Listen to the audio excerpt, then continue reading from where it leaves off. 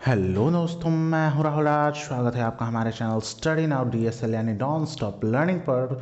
जैसा कि आपको मालूम है कि अभी कल मैंने पिछले वीडियो में डाला था साइंस का सेट का पार्ट 1, उसी का आज पार्ट 2 है। तो 41 नंबर सवाल शुरू करते हैं। सोडियम क्लोराइड के जलीय विलयन में विद्युत धारा प्रवाहित करने पर यह वियोजित होकर सोडियम हाइड्रोक्साइड बनता है। इस प्रक्रिया को क्या कहते हैं? तो आप इसे कहते हैं क्लोर क्षार अभिक्रिया। क्या कहते हैं?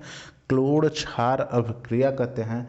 42 नंबर सवाल होगा, निम्नलिखित में से किस विलयन का उपयोग दीवारों की सफेदी करने के लिए किया जाता है? तो इसका आंसर होगा बी नंबर, CaOH का होल 2। क्या होगा? CaOH का whole 2।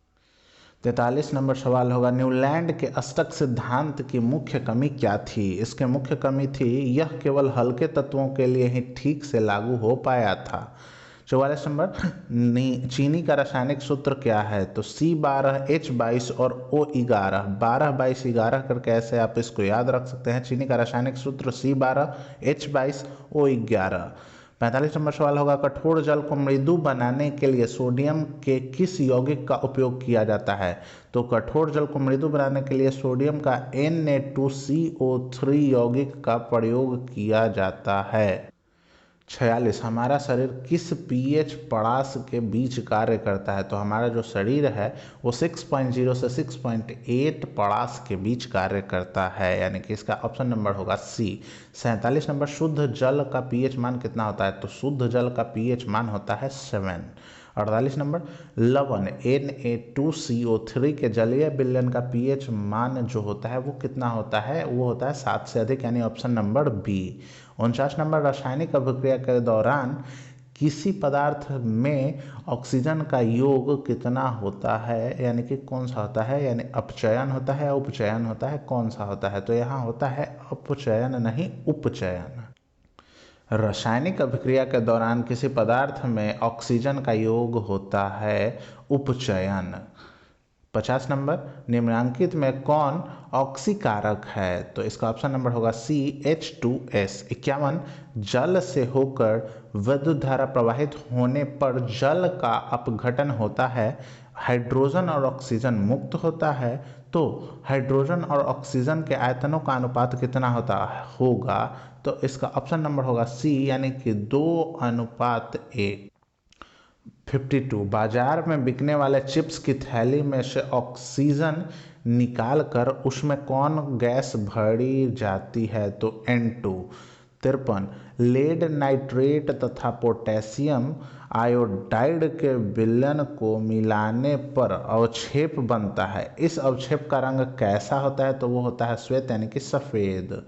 Fe2O3 plus 2Al is equal to जो होता है Al2O3 प्लस 2Fe होता है। ये किस अभिक्रिया के दौरान होता है? तो ये होता है विस्थापन अभिक्रिया।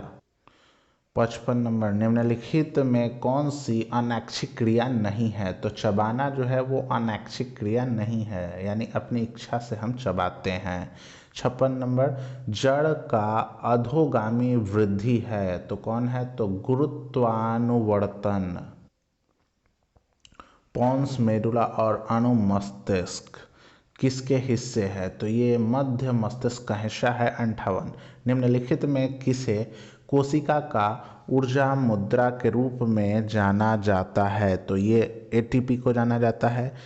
59 नंबर, कौन सा पादप हार्मोन पत्तियों के मुरझाने के लिए उत्तरदायी है? तो वो है ऑक्सीन। क्या है? ऑक्सीन। पत्तियों में गैसों का आदान प्रदान कहाँ होता है? रंध्र, जिसको आप स्टोमाटा कहते हैं। निम्नलिखित में से किसे रक्त बैंक के नाम से जाना जाता है? तो रक्त बैंक यानी कि ब्लड बैंक जिसे आप कहते हैं वो है प्लीहा। मछलियों में उत्सर्जी जो पदार्थ होते हैं उसे हम क्या कहते हैं? तो उसे आप कहते हैं अमोनिया। क्या कहते हैं? अमोनिया। यूरिया का निर्माण कहाँ होता है? 63 नंबर का ऑप्शन नंबर होगा बी, यकृत में। क्लोरोफिल वर्णक का रंग कैसा होता है? तो क्लोरोफिल वर्णक का रंग होता है हरा। ये पौधों में पाया जाता है। 65 नंबर, खुला परिसंचरण तंत्र किस में पाया जाता है? तो खुला परिसंचरण तंत्र पाया जाता है कॉकरोच में। किस में? कॉकरोच में।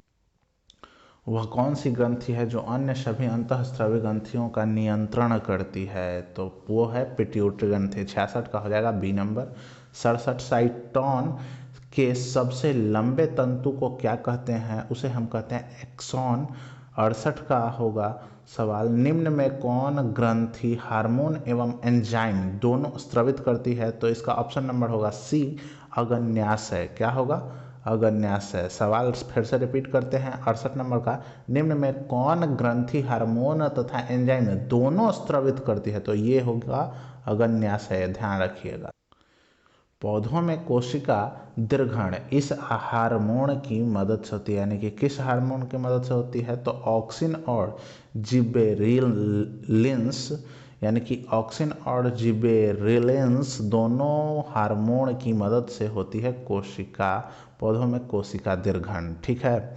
70 नंबर आइए, समजात अंगों का उदाहरण है। तो समजात अंगों का उदाहरण है हमारा हाथ और कुत्ते के अग्रपाद, यानी कि आगे का पैर। 71 नंबर, कवक में पोषण की कौन सी विधि पाई जाती है? तो कवक में पोषण की मृतजीवी विधि पाई जाती है। कौन सी विधि पाई जाती है? मृतजीवी विधि पाई जाती है। मानव में डायलिसिस थैली है, कौन सी है? तो न्यूरॉन है या माइटोकॉन्ड्रिया है या नेफ्रॉन है? इनमें से कौन है? तो नेफ्रॉन है। मानव में डायलिसिस थैली नेफ्रॉन को कहा जाता है। निम्नलिखित में से कौन पुनरुद्भवन का उदाहरण है? 73 नंबर का जो सवाल है वो है, निम्नलिखित में से कौन पुनरुद्भवन का उदाहरण है? तो वो है आपका हाइड्रा। अगला सवाल 74 नंबर का है, जो है निम्न में से कौन सा अंग संवेदी ग्राही नहीं है? निम्न में से कौन सा अंग संवेदी ग्राही नहीं है? तो वो होता है आपका दिमाग। कौन सा? दिमाग। 75 नंबर सवाल होगा, निम्न में कौन गंगा प्रदूषण के लिए उत्तरदायी नहीं है? तो 75 नंबर का जो ऑप्शन नंबर होगा वो होगा ए, गंगा में मछली का पालन से गंगा प्रदूषित नहीं हो सकता है। 76 नंबर, मनुष्य के शरीर की सबसे बड़ी ग्रंथि बताइए। तो 76 का ऑप्शन नंबर होगा ए, मनुष्य की सबसे बड़ी ग्रंथि होती है लीवर। 77 नंबर में ये सामान्य अनुस्थीलन रक्तदाब होता है। तो 77 का होगा ऑप्शन नंबर ए, 80 mm। कितना? 80 mm।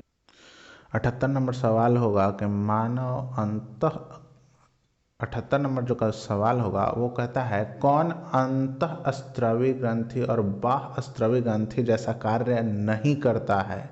तो ऑप्शन होगा ए, अग्न्याशय। 79 नंबर का सवाल होगा, निम्नलिखित में से कौन मलेरिया परजीवी है? तो वो होगा Plasmodium, option number A. 80 number का सवाल होगा, निम्न में से कौन आहार श्रृंखला का निर्माण करता है? जिसका ऑप्शन नंबर होगा बी, घास, बकरी तथा मानव। तो दोस्तों बस यही थे आज के सवाल। मिलते हैं अगले वीडियो में। ये वीडियो आपको कैसा लगा? वीडियो को लाइक ज़रूर करें। ये वीडियो आपको कैसा लगा कमेंट में लिखना ना भूलें, और चैनल को सब्सक्राइब करें। मिलते हैं अगले वीडियो में, तब तक हंसते रहिए, मुस्कुराते रहिए, शेयर करते रहिए और पढ़ते रहिए। जय हिंद, वंदे मातरम।